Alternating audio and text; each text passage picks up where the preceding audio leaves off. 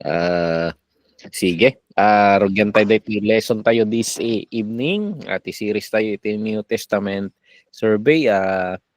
And session 6 tayo ngayon at the book of John. But sige, mag-pray muna tayo. Hallelujah. Madaydayaw ka, wapo Diyos. Maraming salamat sa pagkakataon na ito na may pagpapatuloy namin ang pag-aaral namin sa New Testament survey. Maraming salamat, Lord, na sa pamamagitan ng lesson na ito, Lord, ay magkaroon kami ng overview, book by book sa mga ginamit mo, Lord, na means to introduce who you are and introduce your will, O God, sa amin. Particularly in the New Testament, Lord, i-bless mo ang mga lesson namin, ang pag-uusapan namin ngayong gabi, the book of John. Ikaw ang magbigay ng kaunawaan sa amin. Bigyan mo kami, Lord, ng deeper understanding sa heart ng nagsulat dito and yung heart mo, Lord, na nag-inspire sa kanila yung mga bagay-bagay na gusto mong i-communicate sa amin. Bless mo ang bawat isa sa amin, Lord, ang aming mga kapatid na nasa Hong Kong, mga kapatid, Lord, na nasa Quirino, dito sa Ifugao, at kahit sa Mindanao na nanonood sa YouTube recording, Lord. I-bless mo ang bawat isa sa amin at gamitin mo ang lesson na ito nang lumalim pa ang aming pagkaunawa sa iyo. Maraming salamat. Bless mo ang bawat isa sa amin. Hiniling namin sa pangalan ni Jesus. Amen. Book of John. So, napag-aralan na natin ang tatlo na. Nandito na tayo sa pang-apat na book ng New Testament, itong book of John.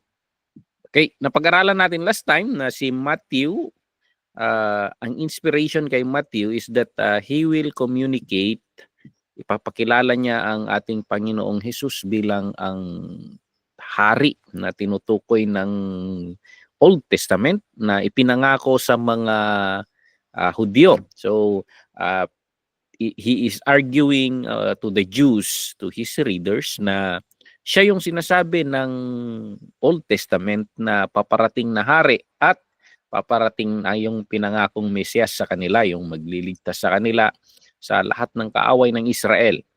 So, ayan, he successfully, talagang ang ganda ng ma-appreciate mo the way how he argued. He used several, napakaraming Old Testament prophecies ang ginamit niya to support yung revelation na gusto niyang i-break down sa mga readers. And sumunod si Mark, he also focused on sa pagpapakilala sa Panginoon bilang ang servant ng Diyos na pinadala niya dito sa mundo natin. So, hindi gaanong Old Testament yung basihan niya, but since he is talking to the particularly Romans, he's talking to them, and pinapakita niya ang mga Romans na gino-communicate niya na itong Panginoong Jesus, siya yung servant.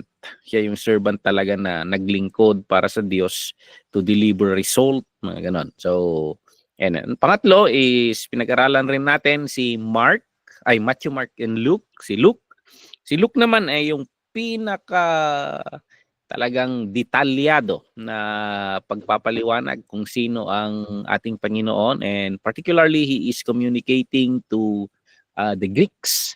Itong mga Greeks naman, so he is introducing the Lord Jesus Christ to them as the real man. Itong mga Greeks, mahilig sila sa the ideal man. They think deep, wisdom, what does it mean to be a man? How can we achieve yung ideal man? So wisdom, grace, yun yung ikino-communicate ni Luke. At nakita rin natin yung uniqueness na he is arguing talaga na legit na tao ito. And ito yung ideal na tao na pag gawin nating model in becoming also the fulfilled man. So yun yung argument ni Luke. And nandito tayo sa pang-apat, yung bumubuo sa apat na fold na gospel, the book of John, and he will argue also in this gospel, in this presentation of who the Lord Jesus Christ being Jesus as the Son of God. So paano kaya niya i-present ang the Lord Jesus Christ? Yan yung di-discover natin ngayon. Pero pag-aaralan muna natin, bago tayo pumunta doon, pag-aaralan muna natin ang background nitong writer natin. So ito, susundan natin itong outline ni Pastor Bill Scheidler. Sino ba si John? Anong information na ibinibigay ng scripture regarding him? So, ayan. Sa lahat ng New Testament books, maraming argument regarding sa kung sino ang nagsulat ng mga aklat. Maraming scholar na kumukontra, pero ang pagbasihan natin is always the early church, yung mga early church fathers. Pag sinabi nating church fathers, yung mga sumunod sa mga apostles. So that would be ang mga apostles kasi they existed from 30 to 100, halos namatay sila lahat. Namatay sila lahat sa first 100 years ng Christianism. So the first century, ang pinakahuling namatay ay itong writer natin, si John. So that concludes yung era nila in proclaiming the gospel. Yung mga sumunod na batch, of course, sina Timothy, yung mga yon, and wala na mga recorded na mga sinulat rin nila. But sina Timothy at yung iba pang namayagpag, yung mga student nila, sila ang bumubuo sa second 100 years ng the church. At ito yung mga tinatawag natin na the church fathers. So, yung mga thinkers sa kanila, yung mga thinkers ng mga early church leaders, tinatawag naman silang church doctors. Siguro yun yung mga scholars natin ngayon, yung mga nagsulat talaga ng libro, yung mga apologetics, yung mga ganon. So tawag naman sa kanila church doctors, sina Irenaeus, mga ganon. Which is student of John, sasabi nila.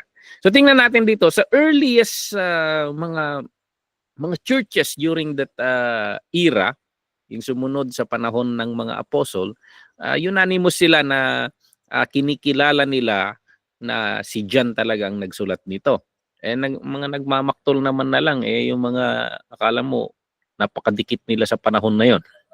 Pero during those times, lahat ng churches during those times, they unanimously ascribe this book to the beloved apostle. Okay, tingnan natin yung background ni John. Si John ay isang Hudyo at of course, being a Jew, very familiar siya sa mga kaugalian, yung mga kapistahan, lahat ng buhay ng Hudyo. So, ayun yung pan natin. So, alam niya yung sinasabi niya when it comes to their customs and mga traditions nila. So, John ay nasa Palestine area. Of course, ito kasi yung nag-a-argue yung mga scholars ngayon na hindi raw, bakit Palestine?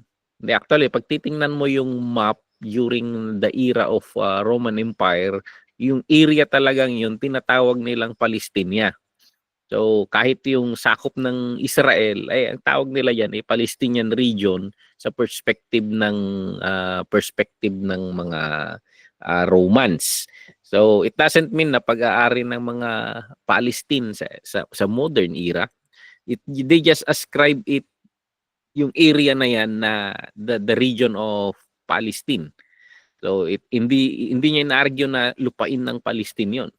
Kasi sina John, nakatira sila dyan. So, because yung sumakop sa kanila, kinikilala niya yung area na Palestine. So, generally sa Bible, kahit titingnan mo yung mapa, Palestine ang tawag dyan. Gina-argue kasi minsan ng mga yung awayan ng Palestine versus Israel ngayon sa giyera na nangyayari. But ayan, from Palestine si John particularly doon sa bayan niya dito sa magkakababayan sila kina Jesus Christ. Galilee. So, ano pa ang information na nalalaman natin tungkol kay John? So, of course, the Bible, yung sinulat niya mismo, tinutukoy na he is sons of Zebedee. So, sa mga Jews, hindi sila mahilig sa apelyido. Ang tinutukoy nila, para silang, ang Ifugao naman during early years, ang apelyido na ginagamit natin, pangalan ng grandfather. So, for example, sa akin kasi, arkero na eh. Pero kung Ifugao, sinurot sana ang culture ng Ifugao, ang apelyido ko ay Donato. So parang of the house of Donato, parang ganon. So Brian Bailey Donato, parang ganon sana. But sa kanila rin, they ascribe to the name of the father. Ganon silang mag-identify. So pag mababasa ninyo sa Bible, the son of Zebedee, pag ganon. Jesus, the son of David, ganon maririnig ninyo. Ni-ascribe nila, ma-identify mo na kung anong tribe ka, anong clan ka, ganon yung pag-identify nila. Kasi nung pinag-aralan natin last time, si Mark ay may apelyido. John ang pangalan niya, apelyido niya Mark. parang ganon. Kasi Griego siya, gumagamit siya ng sistema ng ganong pagkakakilanlan. But dito, they are Jewish. So John, the son of Zebedee, and yung tatay nila known to have this fishing business. At hindi pipitsogin yung fishing business nila kasi during those times pag may sarili kang bangka, or barko na fishing boat, ay mayaman ka. So yung karamihan kasi ng mga fisherman during those times empleyado lang kasi yung natutukoy rin doon na nag-e-employ sila ng mga kasamahan nila sa negosyo nila. So maganda, thriving yung business nila. May kaya itong pamilya nila John. So ang nanay niya naman, natutukoy sa scripture na ang pangalan ng nanay niya is Salome. And according sa mga scholar, most likely pinsan ng nanay ni Jesus. So ma-identify natin na magpinsan sila ni John. So, ang very familiar lang sa atin na pinsan ni Jesus na laging sinasabi is John the Baptist. But John and James are cousins of Jesus also. So, ayun. Kaya mapapansin natin na most likely magkababata to mga to. So, hindi na bago si Jesus Christ. Talagang, kung minsan, ang pinakamahirap i-win, yung mga kamag-anak mo. Yan yung ang daming very successful minsan ng ministry mo pero yung mismong family mo, kamag-anak mo, mahirap i-reach out. And sometimes gumagamit pa ang Panginoon sa kanila ng iba. So, pero makikita natin dito na what would make John na yung pinsan niyang kalaro niya, almost day-to-day kalaro niya, aabot siya sa punto na he is the one. So meron kung na-win niya itong mga pinsan niya, si John kasi very kaya they listen rin to the Holy Spirit. They listen to the guidance of the Holy. They see the signs. And particularly John, titingnan natin kung paano niya i-argue mamaya. Kasi ang argument ni John, this is the Son of God. Hindi ko lang siya pinsan. He will be arguing na itong pinsan ko, son of God ito. So, yun yung ano yung nakita niya? So, pag-aaralan natin mamaya yon. Kung titingnan mo yung ministry ni Jesus Christ, iniangat ng pinsan niyang si John the Baptist. Siya yung nag-initiate. And then makikita natin na yung continuity niya dinala rin ng isang pinsan, si John. Kasi si John ang pinakahuling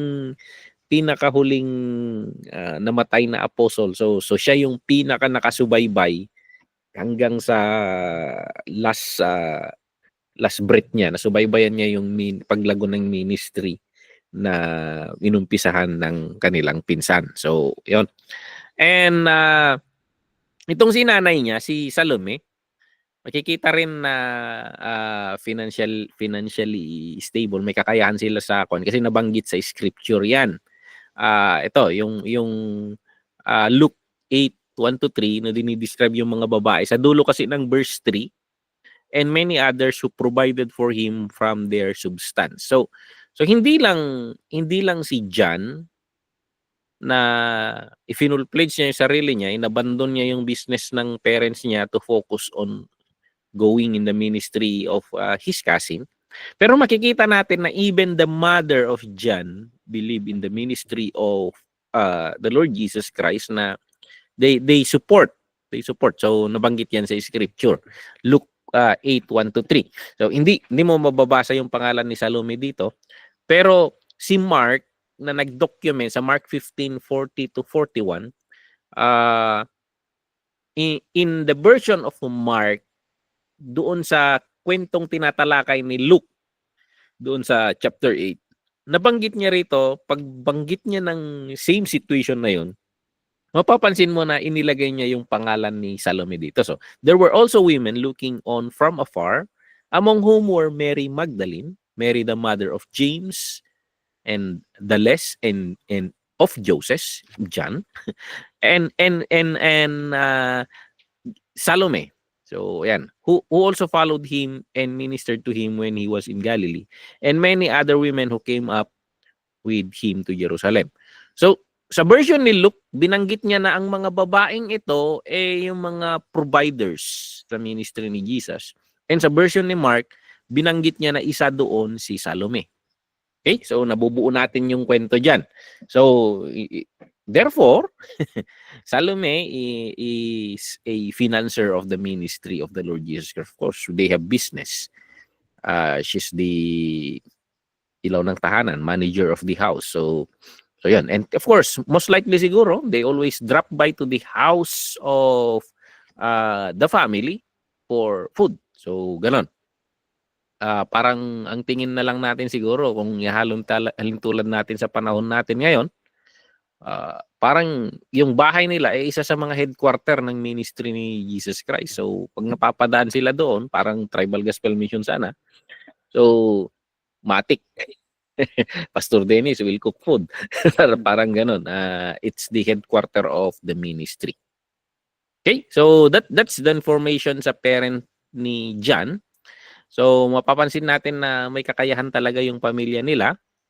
So, isa siya sa kasi si John nabanggit dito na si John mismo may sarili siyang bahay. So, pag pera kasi ang pinag-uusapan, ang alam nating mayaman si Matthew.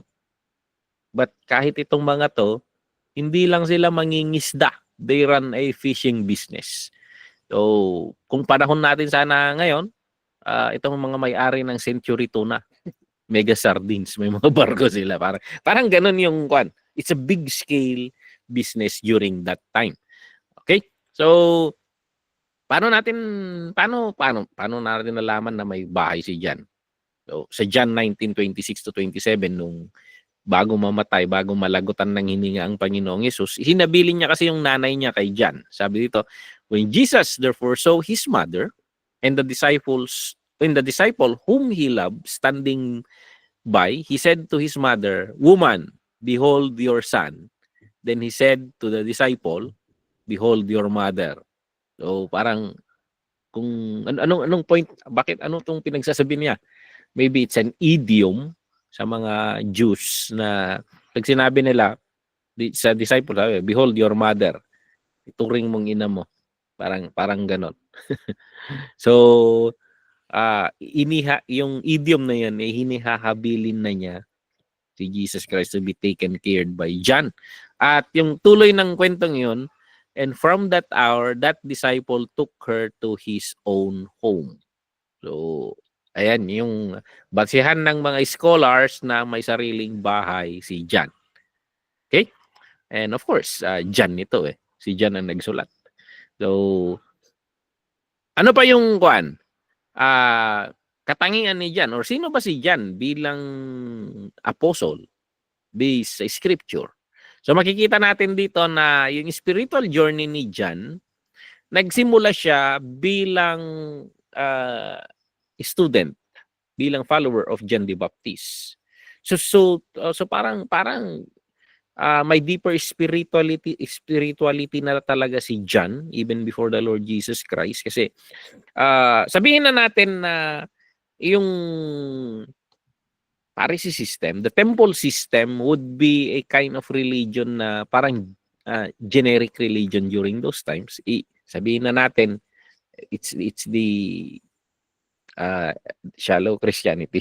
Hindi naman natin hirap kasi ito, parang judgmental tayo masyado. Pero how would we describe it? Itong Roman Catholic, this is the common Christian. So sabihin na natin na yung temple system, the religious system during those time, of course, they follow the teaching of Moses, the teaching of God through Moses, but hindi ganun kalalim. And they are seeking for a deeper spirituality. Kaya nag-arise yung mga charismatic movement, Pentecostalism, may mga more serious. And makikita mo si John na he is a follower of his cousin pastor. si John the Baptist. Katukayo niya rin. Pero they are cousins. They are cousins. At nakikita niya na in his ministry, nakikita niya siguro na mas nafe-feel yung void sa kanya, yung satisfaction niya in spirituality. But seeker na talaga. Seeker na. So sa Galilee, nagpabaptize siya kay John. They are follower of John. But since John endorsed the ministry of the cousin Jesus, so itong mga haligi ng ministry niya, in-endorse na rin niya doon.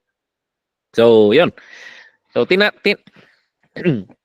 tinawag ng Panginoon si Jesus kasi I don't know paanong siguro si Jesus never introduced himself as a Jesus as the religious minister. Maybe talagang he is a private man hanggang sa nabaptize siya. So parang never hindi siya nagpahiwatig siguro. Talagang hindi niya inumpisan ang ministry niya hanggat sa right time. So wala siyang follower He started with these guys. So yun yung makikita natin kung i-analyze natin ito, na talagang si Jesus is a private person. Private person. Actually, pag i-try niyong i-research, parang si Jesus lumabas na lang dito sa kwento. Ang huling record kasi kay Jesus noong nawala siya sa temple. And then umuwi sila, wala nang kwento sa kanya. Lalabas na lang ulit si Jesus pag-baptize niya kay John. Pag-baptize ni John the Baptist. And ang daming speculation na nawala siya sa spotlight, sabi nila. And ang daming sinasabi dito sa Himalayas na he went to the sabi ito wala si scripture to pero the Buddhists in the Himalayas claim that he recently traveled in that area. So biyahero rin si Jesus Christ. So, yun yung sinasabi ng mga Buddhism kasi bumibisit siya sa They talk about this guy na pumupunta sa kanila na very close yung description nila kay Jesus. So you try to Google that, Jesus in the Himalayas. and we are not sure if that is Jesus. Pero the description that they give, this holy man na pumupunta sa kanila is very close kay Jesus. And kaya nga sinasabi ng maraming scholar na naglalaro rin sa idea na ito, na the Lord Jesus Christ spent his time na going around. Tinitingnan niya yung mga religion, kahit anong religion kasi dyan, they are trying to bridge mankind towards God. So, actually, ang Buddhism, when it comes to ethical living, they are even more ethical. They are even more careful sa kanilang pamumuhay kaysa sa mga Hudyo. So actually, Buddhism is not hindi nating sabing religion, but it's a way of life. Kaya sabi nga nila, pwedeng Kristiyano ka and at the same time Buddhist Kasi they don't worship They are just thinking of the way of life. way of life. Yun yung they meditate and then pinag-iisipan lang nila kung paano mamuhay ng ethical. So, kasi natanong ko yan sa Cambodia. Akala ko noon, sinasamba nila si Buddha. So, hindi pala. Si Buddha pala someone who reached enlightenment and parang they reflect on his life, on his path of life na sinusundan nila. And then, ganun. So, lumayo na tayo. But, ayun, naisingit ko lang yung Jesus in the Himalayas. So ang point ko lang dun wala kasi si Jesus Christ sa spotlight hanggang sa binaptize siya ni John. Yun lang yung makikita na natin record So parang si John rin, parang na-amaze sila kung sino si Jesus Christ and sila yung unang tinawag ni Jesus. So nasa business sila ng pangingisdangan nun And sila na rin tong magkapatid na ito ang nagyaya kay Peter. So ayan, so Peter and Andrew. So John was chosen by Jesus was na bilang isa sa mga pangunahing 12, the 12, ito yung mga triname niya talaga na susunod sa kanya. And sa speculation ng mga scholar, most likely siya raw yung pinakabata. So pinakabata sa grupo ng 12. May speculation pa sila na teenager ito.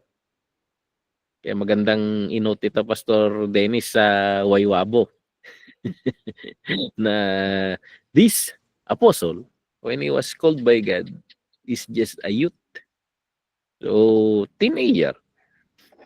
And he was beloved by the Lord Jesus Christ. Magandang gawing preaching ito pag natataon ka sa mga evening services. So, will you follow the Lord Jesus Christ? Will you commit to follow the way at such a young age? Okay? And then ano pa? Itong mga magkapatid na ito, itong mag-utol na ito, James and John, tinatawag ni Jesus Christ na sons of thunder. Ewan ko kung bakit tinatawag ni Jesus na sons of thunder. Tinuog na yung kwan. Siguro mainitin ang ulo ng mga kwan ito. Alam nyo, mga kabataan, very passionate yung mga yan So pag naniwala sila sa isang bagay, talagang yung idealism nandun may sitwasyon kasi sa Luke 9:51 to 56 na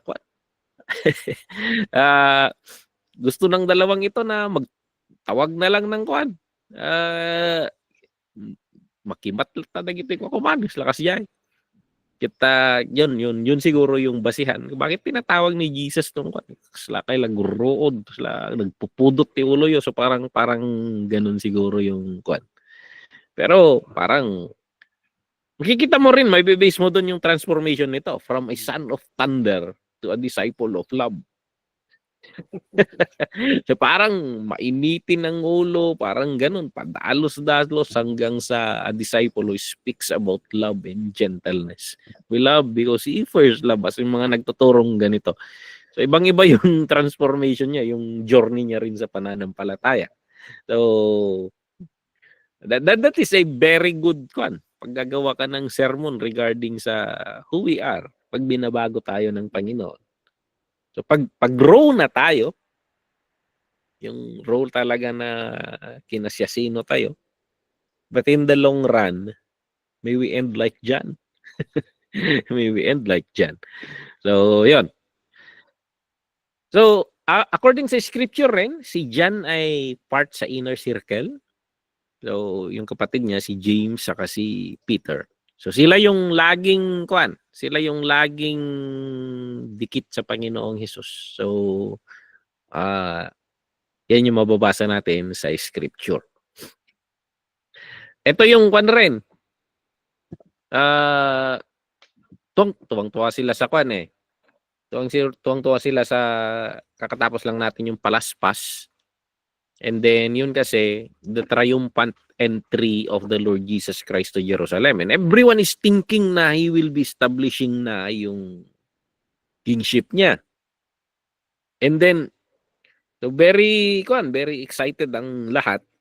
Kasi that is the sign na nasa Old Testament kasi, the coming king. So everyone is expecting him to sit down, establish his kingdom. And itong magkapatid na ito, nagpasipsip pa sila sa nanay nila. And they requested na pakisabi naman sa pinsan na pag umupo na siya, kami yung mga nasa kaliwat kanan niya. So, yun yung request nila. And daksanggasat, every one of them mali yung inaasahan. Israel did not accepted their Messiah. And in fact, they crucified him. And sira lahat. Sira yung script na nasa isip nila. So, nabago ang lahat ng mga pananaw nila. At kaya kung mapapansin ninyo, pag-aaralan natin sa next meeting, yung Book of Acts, yung bungad ng Book of Acts, nung pagka-resurrect ng Panginoong Hesus, tinatanong na naman nila, i-establish mo na ba ang kaharian? Yun yung tinatanong naman nila kasi yun yung nasa isip nila bago mamatay ang Panginoong Hesus. So, and we are trying to i-pragmatize natin, binubuo natin, na-assemble natin yung mindset nila. Bakit tinatanong nila yon? Ang Panginoon, sabi niya, hindi natin nasasaklawan yan. Ang Ama ang magdidesisyon yan. But you will receive power after the Holy Ghost and you will be my witnesses to Judea, Samaria, and to othermost part of the earth. Hindi rin natin alam kung anong nasa isip nila.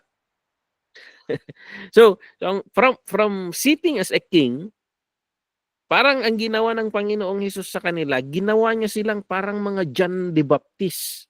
Yung prepare the way of the Lord na they will be sent into all parts of the world proclaiming na the Lord is coming, the King is coming. So yun yung ipapakalat nila, and actually until now that is what we proclaim. The King is coming, and we in some manner we are like John the Baptist preparing the way of the Lord. So the King is coming. So ang tinatanong nila, i-establish na ba? But actually, pinapakalat na natin yung and anytime soon, yung inaasahan ng Israel na pagdating ng hari, it's the second coming. Not the rapture, not the rapture. The second coming. Kasi yung rapture sa second coming, that is just 7 years apart. So, kukunin niya muna yung mga believers niya, and then pagbalik niya, yun yung inaasahan ng mga Israel na gagawin niya. Kasi yun yung Messiah. Yun yung Messiah na sasakupin niya yung buong mundo and establish His kingdom. Yun yung mindset nila. Hindi nila nakita tong church age. Okay? Ang nasa isip nila, yung nasasaklawan lang ng Israel, pero ang nasa isip ng Panginoon, buong mundo kasi. Buong mundo. So, masyadong advanced sa calculation nila. So, ayan, we went to that explanation because sumipsip tong dalawang gusto nilang umupo sa kaliwat kanan eh. Okay? Tinawag ni John yung kanyang sarili bilang the disciple whom the Lord loved.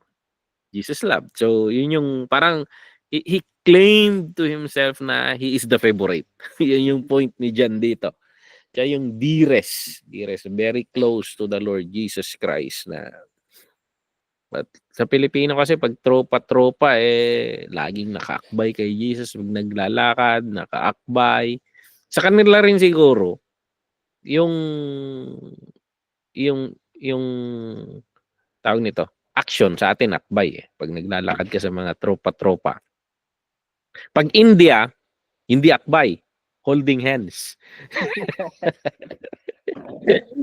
Kwento ni Pastor Herman, yung classmate ko na I consider him my mentor.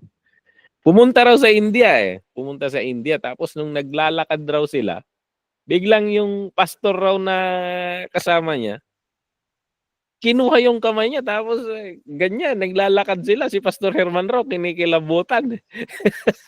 kasi parang sa Pilipinas, hindi ganun yung kultura natin. Ang nag-holding hands, magjowa. Nagjowa ang nag-holding hands. Sa atin, okay lang yung akbay na naglalakaran abang naglalakad. So, So sa India, holding hands. And maybe sa Israel, yung pag nauupo sila kung siguro sumasandal. So yun yung kasi sa Hudyo yun yung ginamit na language. So ito siguro dahil siya yung pinakatabi ni Jesus Christ. Laging sumasandal kay Jesus Christ. So parang ganun siguro yung hindi mo magagawa yan pag hindi ka close sa isang tao. So parang ganun. Okay, so iba't ibang kultura, iba't ibang lingwahe. So iba't ibang action. So India is holding hands, Pilipinas is akbay, maybe Jewish is yung pagsandal. Okay? And I think yun yung nagbibigay kay John ng claim kasi siya mismo nagsabi nito, whom the Lord love. So nabanggit lang kasi kahit siguro ang Panginoon Diyos parang sanggir ka nga sanggir siya magtagsanggir sila siya. So parang ganun. He proudly stated that he is whom the Lord Jesus love. So ako yung pinaka-close. So yun yung claim ni John. Okay? Ano pa? Ang Panginoong Hesus, yung nabanggit natin kanina, ipinagkatiwala niya kay John yung pinakadiri sa kanya, yung mismong mama niya. So in the culture of the Jews, so kanino may pagkakatiwala yung mga maiiwan mo is the closest. It's the closest. So yun yung rin na John na mga claims niya na he is the beloved one. So, okay? John was an eyewitnesses of lahat ng nare-record. Kasi from the very start of the ministry of Jesus Christ, nandun siya. So, kaya how would he describe the Lord Jesus Christ? And kita natin yung in verse 14 of the first chapter. And the Word became flesh and dwelt among us. And we beheld His glory. Kitang-kita namin ang kanyang glory. Kitang-kita namin yung kaluwalhatian niya. The glory of the only begotten of the Father. Ibang we witness it. Full of grace and truth. So yun yung description ni John na eyewitness tong kausap ninyo. Yung mga pinagsasabi ko, alam kong sinasabi ko. So yun yung argument ni John na hindi lang to yung pinsan ko. It's deeper than that. It's wider than that. So he is more than just a man. So kung si Luke sana sinasabi niya, he is beyond what Matthew was saying, the king and the Messiah. He is beyond what Mark is saying. He is a servant. He is even beyond what Luke is saying na totoong tao ito. Because this is God. This is God yung sinasabi ni John. We've seen it with our eyes. And titingnan natin mamaya kung paano niya inargue yung sinasabi niya. Okay? So, napakaganda nito. Napakaganda. Ganda sana pag ganito tayo magturo sa church, no? Kasi minsan, mas gugustuhin ko yung nagtuturo sa klase. Kasi, nagkwekwento ka lang bini-breakdown mo yung mga scripture. Hindi, sa church kasi, pag magturo ka sa church, may proposition ka, may agenda ka lagi mas gusto ko yung nag-aaral ka lang, walang agenda. You are just discovering. Ina-address mo yung mga issue ng mga tao. May nalulumbay doon, may problemado doon. Nag-troubleshoot ka lagi sa buhay ng tao. Pero mas gusto ko tong na ito kasi you are just discovering, you are just understanding. Wala tayong target na i-deliver dito. Bahala ka nang mag-breakdown kung anong application nun sa iyo. So, minsan mas na-enjoy ko yung ganito. Balitaktakan sa pag-aaral kaysa sa nagpre-preach sa harap. Okay? Si John ay naging isang pangunahing leader kasama ni Peter sa early church sa Jerusalem. So most likely, sila talagang tinitingnan haligi. Of course, nung umalis na ang Panginoong Hesus, nag-ascension na siya, pumunta na sa langit. they organize itong community nila as believers of the Lord Jesus Christ, followers of the Lord Jesus Christ, at kinikilala ng community sa Jerusalem silang dalawa as a prominent leader. So, ayan, second only to Peter. Si Peter kasi ang pinakakinikilala sa Jerusalem. So, ayan, the legend goes na he has the keys of the kingdom of heaven. Whatever he bind will be bound. Whatever he loose will be loosed. So, ayan. Ganon yung perspective. And truly, doon nga sa temple, sabi ni Peter, wala, midpihumi. Oong kwatami. But what we have, pwede kitang kalasan sa langit. Rise up and walk, be healed. And the Holy Spirit is backing up yung kwan. Kung anong sinasabi nila Peter, ginagawa ng Holy Spirit. So, ganun, napakataas. Talagang binakapan ng Holy Spirit yung reputation ni Peter. May mangkukan nga sa kwan Kaya na-establish yung perspective sa kanya na the prominent leader in Jerusalem. Sipin mo si Ananias at Sapphira. Dineclare lang ni Peter, pinatay ng Holy Spirit Yung Holy Spirit ang nag-execute. Talagang yung sabi nga, the legend goes na whatever he bound, whatever will be bound, whatever he loose will be loose. So kinatakutan si Peter. Kaya papapansin mo na iba rin yung level of confidence ni Peter during that time. Okay, pakakawalan namin kayo pero wag nyo nang ipangaral. Ba't namin hindi ipapangaral? He has that, he can stand na iba yung image ni Peter after the resurrection, yung empowered Peter. Kinulong nila, pinakawalan ng anghel. so yun, so grabe yung perspective na kay Peter. So na nangyari dito sa Jerusalem.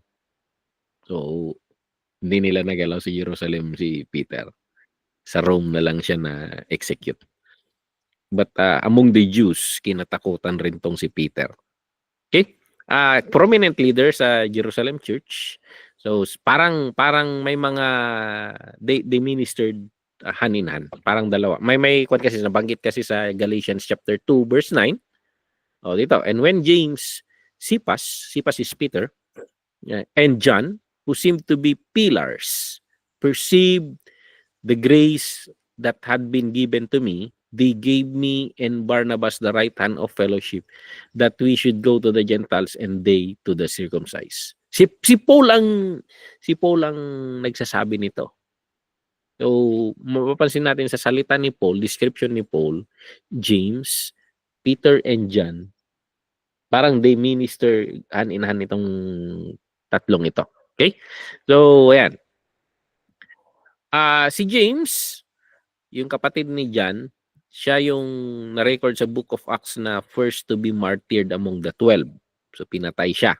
Pinatay siya sa... Itong si James kasi, a man of wisdom. Parang kinatatakutan rin. Yun na rin yung nakalat sila dito. Iba yung level ni James rin Paso sa Book of Acts, he was executed.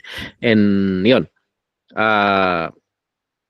Acts chapter 12. So pinakaunang namatay among the 12 si James na kapatid niya, at si John naman ang pinakahuli. So, parang una at huli yung magkapatid.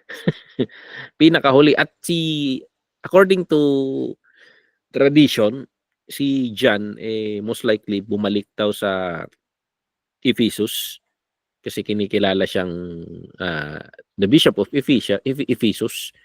Kinikilala siya doon. And then, sabi nila, he died of a natural death na raw, katandaan.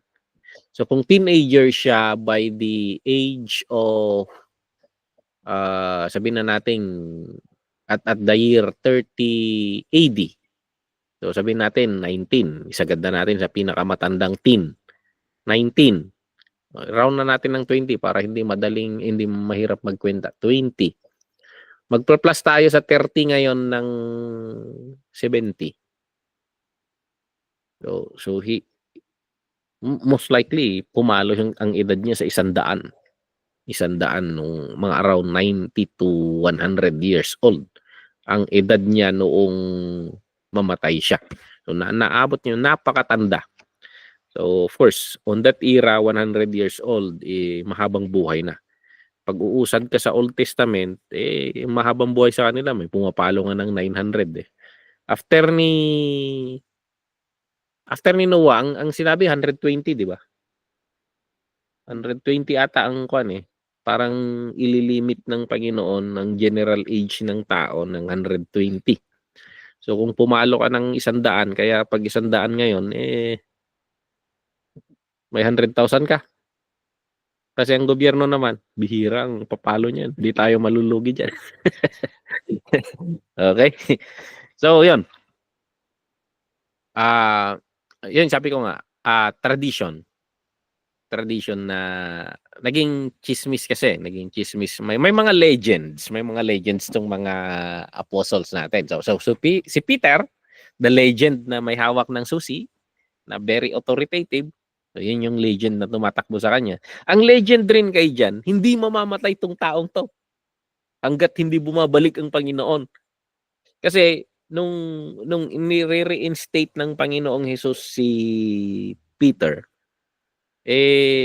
sinasabi kasi ng Panginoon, darating ang panahon na ibang magsusuot ng damit mo, ibang magtatanggal. Ang sinasabi, hindi ikaw ang may authority sa buhay mo. Yun yung point ng Panginoong Hesus. You will be, may magsasabi ng gagawin mo. The Holy Spirit. So hindi ikaw ang masusunod sa buhay mo. Tapos biglang bumaling si Peter. Kasi naiintindihan ni Peter na kahit kamatayan mo, iaalay mo buhay mo. Parang ganun eh. Tapos napansin ni Peter si John na sunod ng sunod. Habang naglalakad sa tabing dagat na nagkwekwentuhan si Jesus sa si Peter, yung nire-reinstate. Sunod na sunod rin si John. Paano naman yun? Paano naman yung... Huwag mong pakialaman ng iba. Parang ganun si Jesus eh. So, ang nabanggit kasi ni Jesus, kung mabubuhay siya hanggang sa pagbalik ko, anong paki mo doon? So, parang ganoon. May sariling buhay rin 'yan na ako rin ang. So naging legend na dahil sa binanggit ni Jesus 'yon na hindi siya mamatay hangga't hindi babalik ang Panginoong Hesus. So pero in one way or another, parang nagkatotoo nga yung legend. Kasi bumalik ang Panginoon sa kanya nung sinulat niya yung Book of Revelation. Kasi face to face sila ng Panginoong Hesus, the glorified Jesus. So naging legend, yung legend na sinasabi kay Jan, naging totoo. Kasi pinuntahan siya ni Jesus doon sa island of Patmos. And that justified yung legend na kumakalat kay Jan. So sinasabi nila, buti pa to, hindi mamamatay hanggat hindi babalik ang Panginoon. So parang na-cement naman yung legend na yon tungkol kay Jan.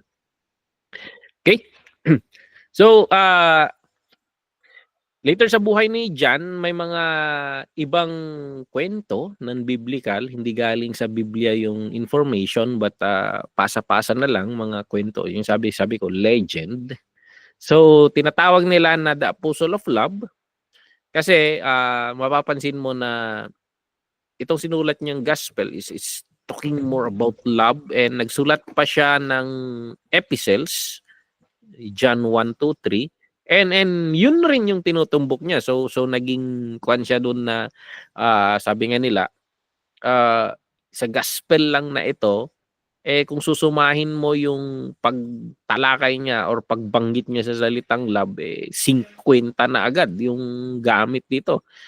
Lumalagpas ng 50 yung pagbanggit niya sa kwan yan. I-compare mo sa ibang nasulat napakalaking volume kaya tinatawag nila nag-i-stay sa kanya yung perspective regarding this topic.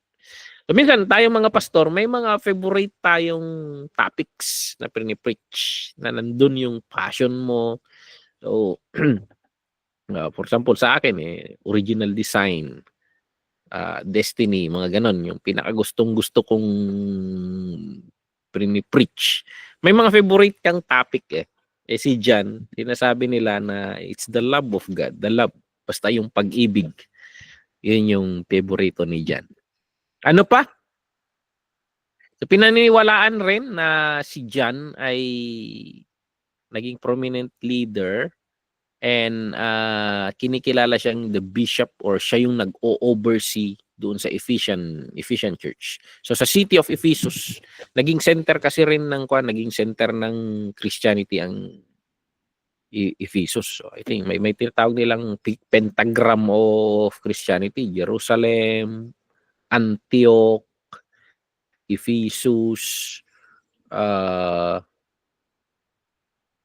basta lima yon, limang pinaka, Rome yung isa, Byzantine yung isa na pinaka,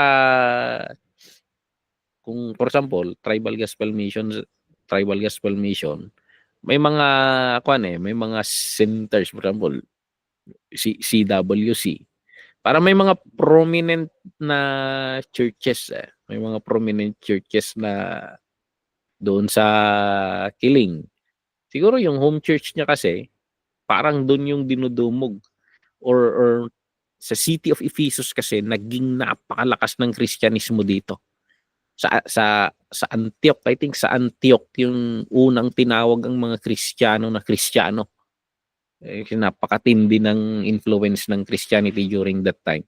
But sa city of Ephesus, sinasabi nila na bishop siya doon, and sinasabi na rin na doon siya nag-retire hanggang sa mamatay siya. So, ano pa? Siya yung nagsulat ng gospel, of course, nabanggit na yan, and exiled sa Patmos ng Roman Empire. Yung Patmos, parang ang katumbas sa Pilipinas, Iwahig. Yung island dito sa Palawan na doon nila dinadala yung mga pinaka problema. So, minsan, pag dadalhin mo sa dadalhin mo sa Munti, magiging mayor ito, magiging napaka-influential nito. Hindi pwede ito kasi magkakagulo ng So, yung mga ganon, yung mga top na problema ng lipunan hindi sa Iwahig dinadala kasi isla yon, isla na hindi siya makaka-create ng influence. So yung Patmos, that is a high. Ang problema nila kay John, ito yung according sa legend, kung saan nila ilagay, nagkristiano lahat ng laman ng kulungan na yon. Kinatakutan nila kasi may legend pa na hindi siya mamatay. Ilang beses raw ipapatay. Pinakuluan ng mantika tapos nilagay doon, hindi. Yung maraming kwento tungkol kay John. At natakot sila sa kanya kasi mas nasisement yung reputation niya. Dinala siya sa island of Patmos para mapatay nila yung influence niya. Kasi physically killing him would not work. Yun yung according sa legend. Ilang beses raw na sinubukang patayin ito, parang may agimat. Protektado by the Lord. Maybe that is a picture of sa Book of Revelation kasi, may 144,000 na sinasabi doon na they will be marked by the Holy Spirit and they do not die. Parang ganun yung perspective. Maybe that is pwede nating tingnan kay John na they were protected by the Lord. Okay? Na-release siya from exile dahil sa katandaan na rin siguro, and nabigyan siguro ng parole. So by the age of around 90, pinag-retire naman siya ng and namatay na lang siya doon sa city of Ephesus by natural causes. He was the last to die among the 12, so and natural causes. Okay, that's the perspective regarding who John is. Pupunta tayo ngayon tungkol sa sinulat niya. Tingnan natin dito. 11 na. Kayanin kaya natin to. Okay, tingnan lang natin. Mag-end tayo by 11:20 siguro. 11 na to. Kailan nasulat ang Book of John? So, maraming away ang scholars dito. Sinasabi ng marami, around 85 to 95. So, Sinasabi naman ng ilan, 45, as early as 45. So, ayan, maraming napakalawak naman ng agwat na ito, tinitingnan nila. Very beginning of the church and then alos ending of the apostles era. Pero kahit ganon, may mga evidences sa pagsusulat niya na nasulat ito after ng destruction of Jerusalem. So kung oobserbahan mo yung pagsulat niya, mapapansin mo na may mga hint na wala na noon yung Jerusalem. So most likely, nasira na yung Jerusalem, most likely kaya ang base niya is Ephesus. Sinira ang Jerusalem eh. So kaya nag-change yun siguro ng reason kung bakit nasa Ephesus siya. Okay, punta tayo sa sinulat niya sa Book of John. Ito yung nung sinasabi natin, yung Gospel of Matthew is written for the Jews. Yung Gospel of Mark was written for the Romans. Yung Gospel of Luke was written for the Greeks. And ito raw i-written for the entire world. So John is talking to all. Kinakausap niya yung buong mundo. Kasi pinapakilala niya si Jesus as the God dito sa mundo, as the God na sasampay ng buong mundong ito. So, kaya hindi nakakapagtaka na sa karamihan ng mga evangelism effort ng church, laging John ang ginagamit. Kasi yung perspective nga niya walang kulturang inaalala, talagang it was designed to talk to anyone. Okay? So, ayan, modern day evangelism, karamihan John ang ginagamit. So, ayan, emphasis ng Book of John is the love of God, the love of God and the ministry of Jesus for the world. So, ayan, world, cosmos, for God so loved the world. 80 times daw na ginagamit, paulit-ulit na ginagamit ni John yung concept of cosmos. So, kung titingnan mo, kahit pagsama-samahin mo na yung concept of cosmos sa Matthew, Mark, and Luke, 15 times lang 15 times lang sa tatlong gospel, samantalang kay John mahigit 80 times. Ganun yung concept na dinidiinan ni John. Gospel of John, pinapakilala ni John na ang Diyos, God the Father, as a vision for this world. And he loves this world. Pinadala niya yung anak niya. May gagawin siya, parang may ginagawa siya. Bakit? So John 3:16, he loved this world so much. Pinapadala niya ang anak niya rito. May gagawin ng Diyos. So parang ganun. So, pinakilala niya si Jesus sa sinulat niya sa Book of John. Ano ba yung ministry ni Jesus? Ano yung kaugnayan ni Jesus sa mundo? So, pinakilala niya, una, He is the creator of this world. And then, He is the light of this world. Tingnan nyo na lang yung mga references dito sa notes natin para hindi tayo tumagal. He is the light of the world. He takes away the sin of the world. Jesus is the savior of the world. Jesus is the prophet to the world. Jesus will give his life to the world. And Jesus sent his disciples, his followers, to the world. So ito yung linkage ni Jesus Christ sa mundong ito. Ito yung 7. Ilig sa 7 si John. So, ayan. Ano yung pinaka-purpose kaya ni John sa pagsusulat niya ng aklat na ito? So, nabanggit rin ni John ito. Nabanggit ni John sa John 20:30-31. So, tingnan natin ito. Nung sinasabi ni John dito. Sabi ni John, and truly, Jesus did many other signs in the presence of his disciples, which are not written in this book. So marami pang ginawa ang Panginoon na hindi nalista sa book na ito. Verse 31. But these are written that you may believe that Jesus is the Christ, the Son of God, and that believing you may have life in His name. So ito yung pinaka thesis ng aklat niya. Ito yung pinaka in-aim ni John. Ipakilala ang Panginoong Hesukristo bilang the Christ, bilang the Son of God. Pakilala na yung pananampalataya natin sa kanya ay magdudulot ng kaligtasan. So yun yung pinaka-agenda ni John sa pagsusulat na ito. So napakalinaw na yung pinaka-intention ni John evangelism.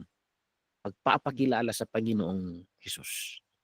That they may believe in Him. That they may believe. Yun yung what. So he need to present an argument regarding this na yung babasa that you may believe.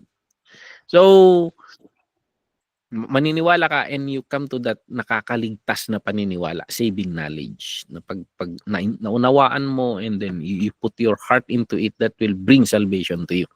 So Jesus is the very Son of God. Okay? Napakalinaw rin sa Book of John yung intention niya na gusto niyang patunayan yung pagka-Diyos ni Jesus. Okay? Matthew, pagiging hari. Mark, pagiging servant. Luke, pagiging tao. At ito yung pagiging Diyos. Ewan ko nga sa mga grupo na hindi naniniwala sa pagka-Diyos ni Jesus na how would they refute this?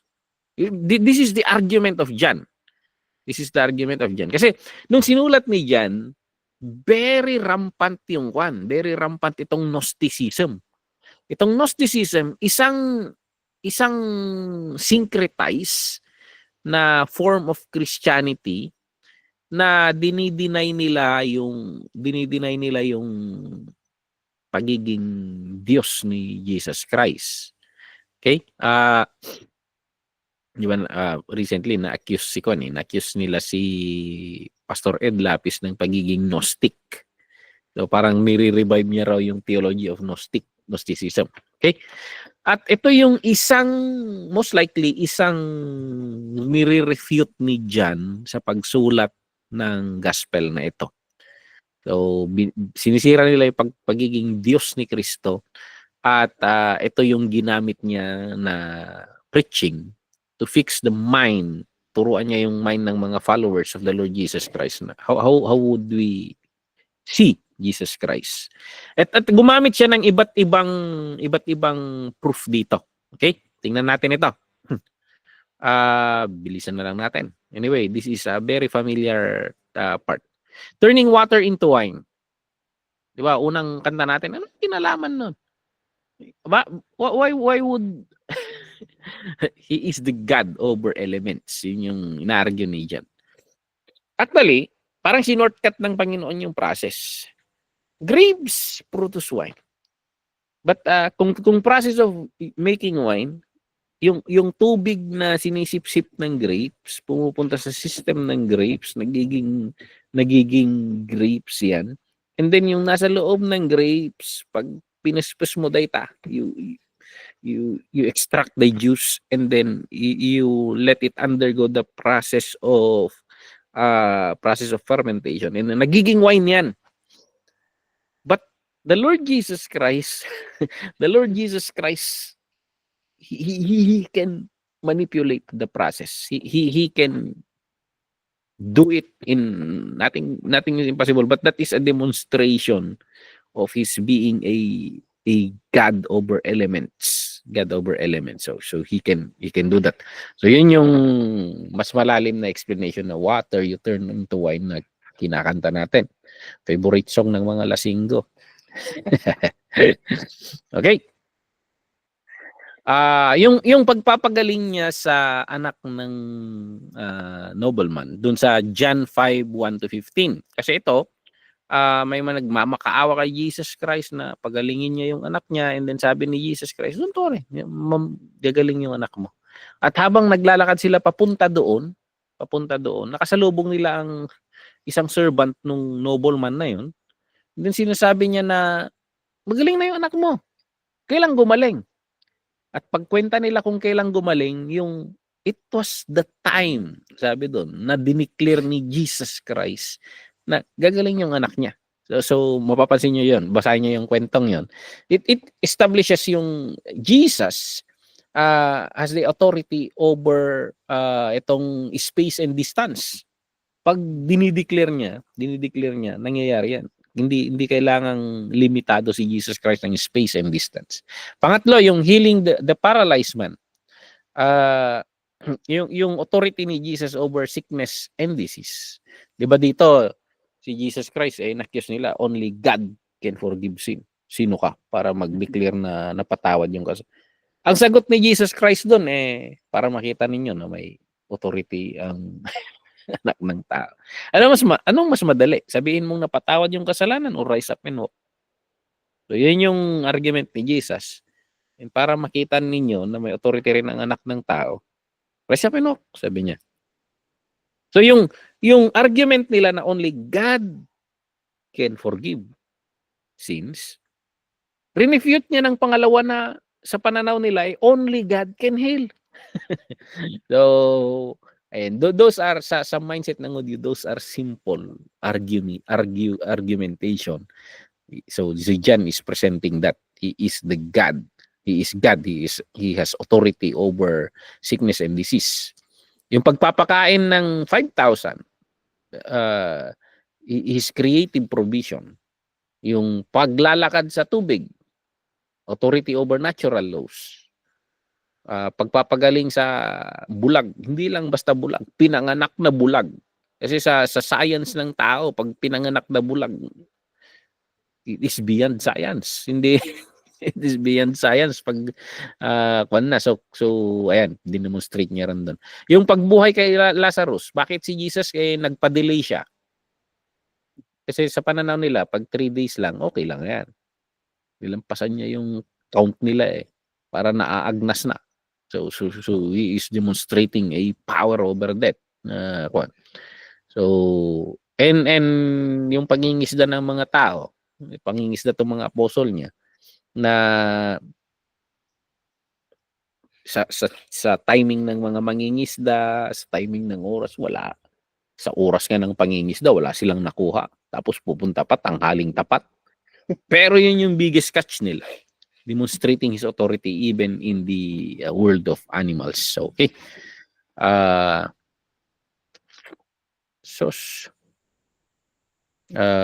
Kakayanin pa ba to? I think we need to cut here. And then itutuloy na lang natin doon sa next meeting. Mabibitin rin lang tayo. And nandun na yung oras. So magka-cut tayo dito. Kasi magandang i-expound itong mga susunod na topic natin. Very theological kasi itong susunod na ito. And ayokong madaliin ito. Kasi these are foundational sa ating pananampalataya.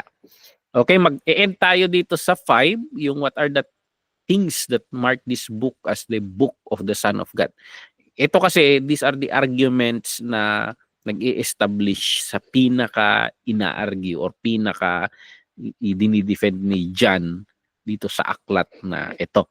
Okay, so pag-aaralan natin ito itutuloy natin sa Sunday evening, and ayan, para pag tingnan natin kung pwede nang makapag-umpisa rin si Pastora Deborah sa subject niya. Hinahanap ata yung isang manual na gusto niyang gamitin. So yun. Ikakat natin dito. Maganda kasi itong susunod kasi maganda. Kasi we are talking about the deity of the Lord Jesus Christ, and talagang susundan natin yung tinuturo ni John dito na mahaba-haba ito kasi and magandang mag-stay tayo rito.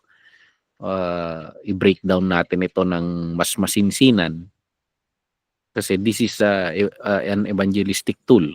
Pag malalim-lalim yung pagkaunawa natin dito, mas madali nating ipapaliwanag. Okay? So that's it. May sa mga na-discuss natin kanina, may mga tanong or reflections kayo? So at least na-cover natin yung basics ng who John is. Establish natin yung pinaka-argue niya, Diyos ito. Nag-uusapan natin. Okay? So, kung wala, sige, mag-end tayo dito. At hinihiling kong yumuko muli tayo at manalangin. Hallelujah. Maraming salamat, Lord, sa pagbibigay mo sa amin itong gospel na ito, itong epistle na ito, Lord, itong sinulat ni John, Lord, para mas maunawaan namin kung sino ang Panginoong Hesus. Maraming salamat, Lord, at dito mas nasisement ang pananampalataya namin. Na itong nagsusulat mismo, Lord, eyewitness mo. Very close to you. Kamag-anak mo, Lord, na minsan ang mga kamag-anak, Lord, yan ang pinakamahirap to convince because they know us. But you've demonstrated who you are to them.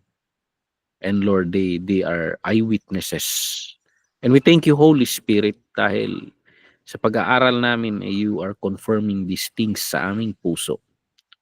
At Lord, magbibigay ka rin ng mga experiences namin sa buhay na in the long run, Lord, we can say to the world that you are God. Because magpapakita ka rin, Lord, ng mga himala sa buhay namin na magsisement sa aming pananampalataya.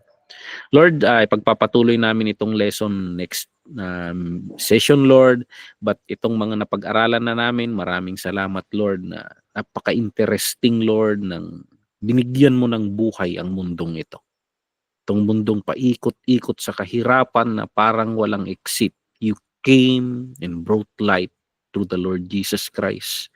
And you are giving us hope, O God. Maraming salamat na hindi mo inabandon na ang mundo namin. At you came, Lord, to demonstrate to us that you can recreate this world. You can give us a better world. Maraming salamat, Lord. I-bless mo ang bawat isa sa amin, Lord. Sa pamamahinga namin, i-restore mo ang aming kalakasan, O God. At kung may mga may sakit, Lord, I pray for healing. Because we know, Lord, that you have power over sickness, as we mentioned a while ago in this lesson. So we claim healing. We commit to you, Lord, itong mga sakit. Either sa amin, Lord, or mga kamag-anak namin, Lord, or mga churchmate namin. Nilalapit namin sa inyo, Lord. And we know that you never change. Bless mo ang bawat isa sa amin, Lord, at mangusap ka sa puso namin kahit sa aming pamamahinga. Maraming salamat. Itong hiniling namin sa pangalan ni Jesus. Amen and amen. So, that's it. Stop presenting. Amen.